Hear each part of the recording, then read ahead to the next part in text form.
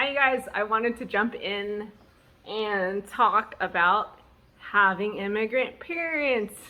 On today's segment, we're talking about having immigrant parents. I am first generation Filipino American. Both my parents immigrated here from the Philippines. My mom is from Kawit, Cavite, and my dad is from Binakayan, Cavite.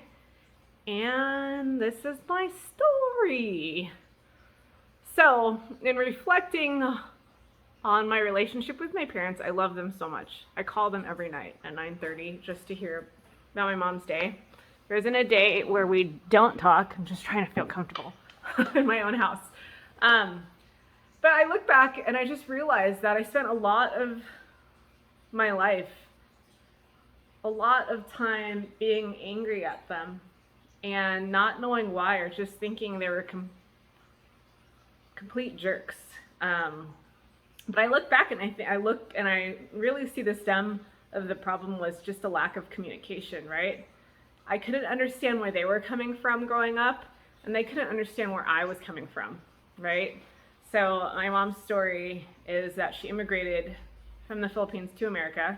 My dad courted her in the Philippines. He's already living in America and wanted to find his bride.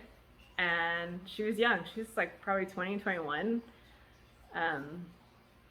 And her greatest struggle was being young in the Philippines, getting married to someone she didn't completely know. Like, they didn't have a 5-year engagement or something crazy like that.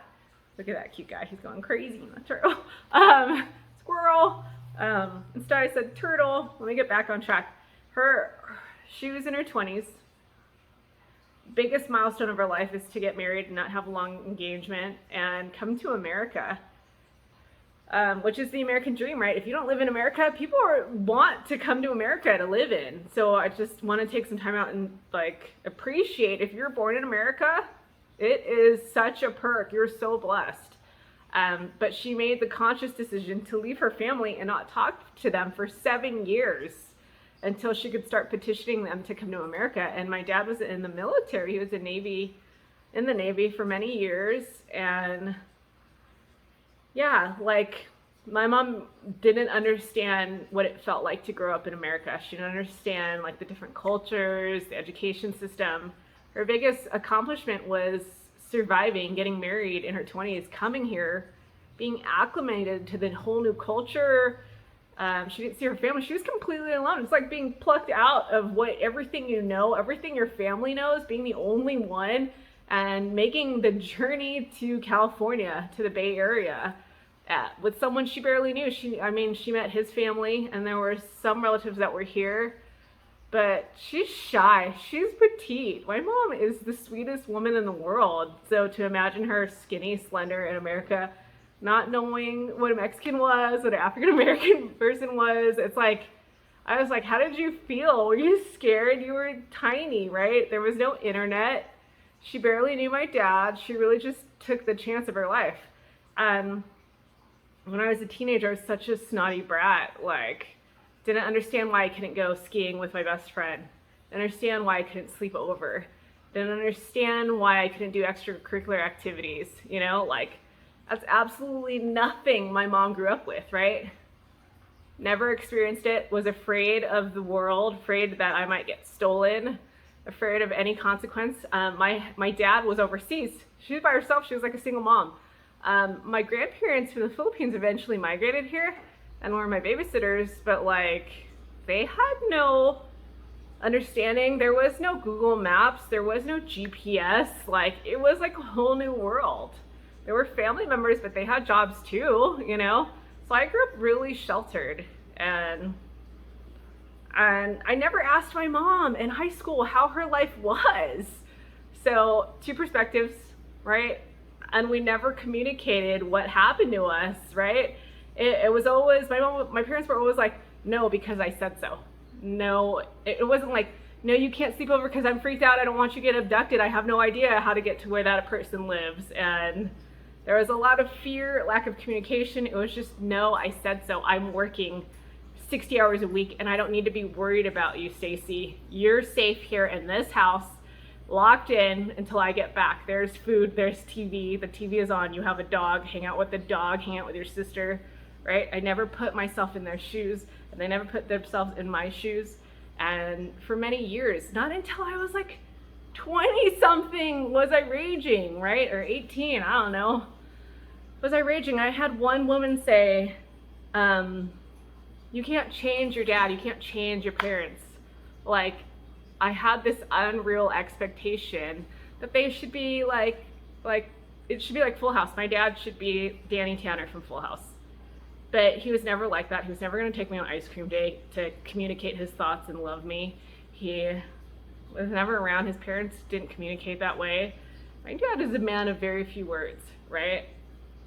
And my mom, like what they say, you can't teach a dog new tricks. Like, I can't go and tell them that this American doctor, therapist says that you need to communicate better and release your feelings. Like, no. If you have immigrant parents, like, no, that's not going to happen. That costs money. I don't need Dr. Phil. I used to think if I could just get on the Dr. Phil show, we could have like a family meeting to talk about how I've been done wrong all my life.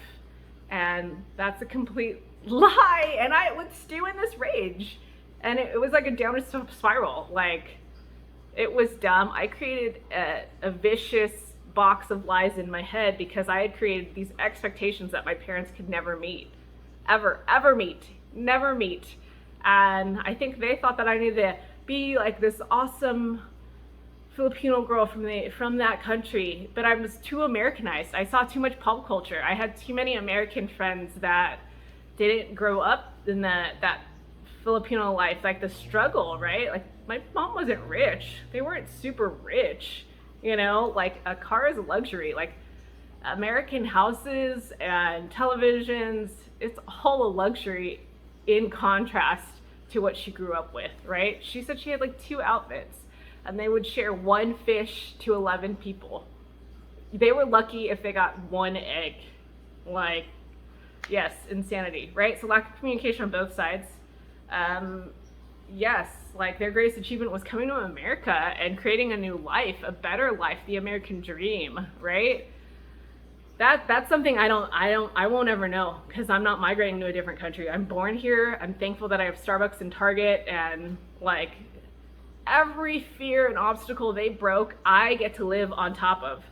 So now I have to level up so my kids can reach another perspective, another everything they accomplished.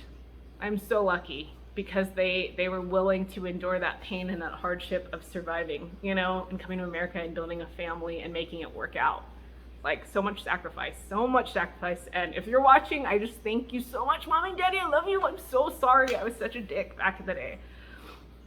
And pop culture and friends and other people's parents, like, you think that's the standard, right? So I put a lot of pressure on my parents to fulfill these needs, or not needs, these social norms that they didn't feel comfortable with.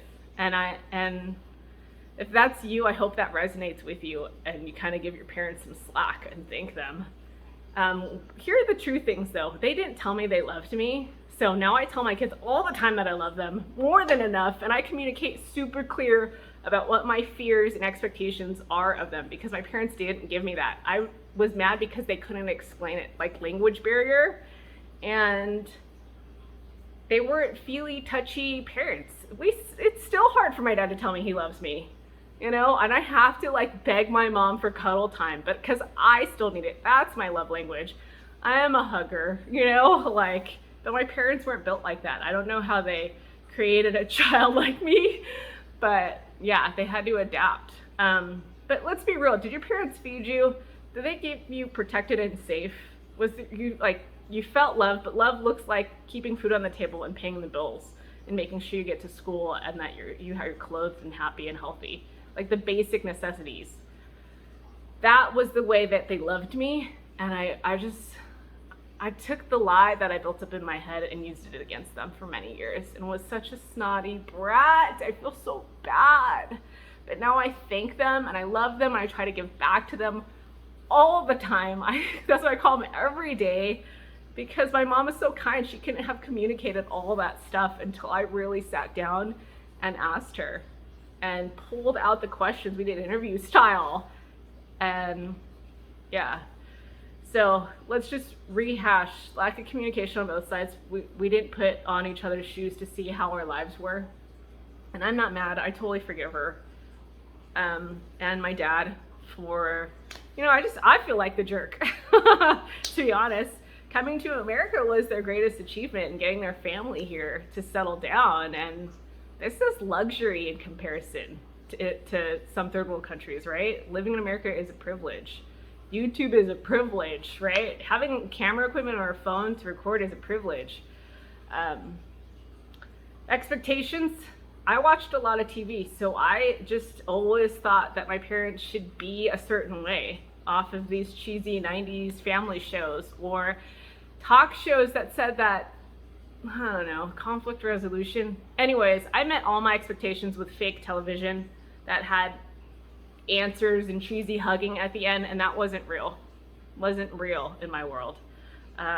Here's the truth. They did love me.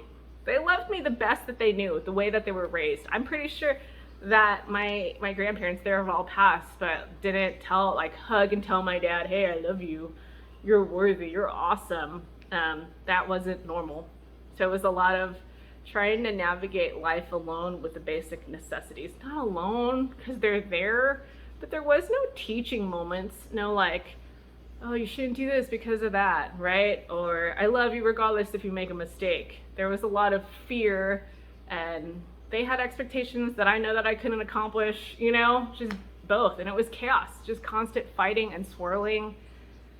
But I look back and I unpeel the layers, and I've forgiven them.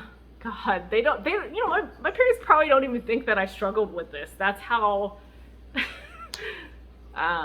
separated we were, but still in the same household, if that makes any sense. And I pray that this heals someone out there who needs to hear this story. This is my story. I could have grown up, went to college, and never turned back, but God healed my heart and to love my family and to bring unity, and to bring unity to many other homes. If you got a crazy mom or crazy dad, it's already a nightmare in their mind. Just love them where they're at. If you can, try and strive for that, and just pray for their healing and unity and your ability to forgive and overcome the past. Yeah, don't let the past shackle you down. I hope this makes sense. I love you so much. Peace.